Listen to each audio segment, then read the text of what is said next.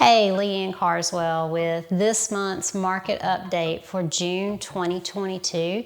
This is what's happening in the Greenville MLS. So new listings year over year are up 11.5% from this time in May of 2021, but only 0.6% from this time year over year. Pending sales are actually down 48% from this time in May 2021 and are down 17% year over year. Closed sales are up 3.6% from May 2021 to 2022 and up 2.6% year over year. The days on market is down from 30 days to 20 days, which is 33.3%, and that's the same for both calculations. So the median sales price from May 2021 to 2022 was up 19.9%, and then year over year it was up a total of 18%.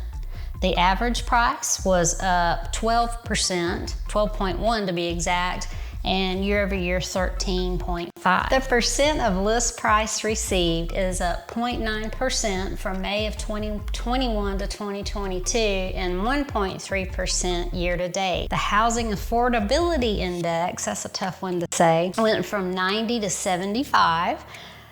The higher the housing affordability index, the more affordable houses are. It's down 16.7% from May of 2021 to 2022 and a total of 15.8% year to date. For 3-month market metrics.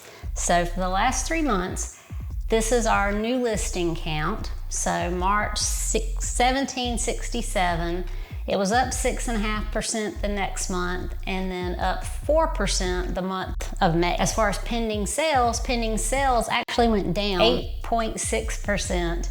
And then again in May at 38.1% down. Again, interest rates rising, so pending sales are trending down. So closed sales in March, 1,544, down slightly in April, up slightly in May.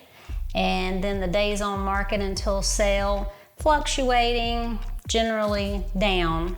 But I can tell you things are probably changing because interest rates are going up. So average sales price is in the 350 to 367 range over the last 3 months.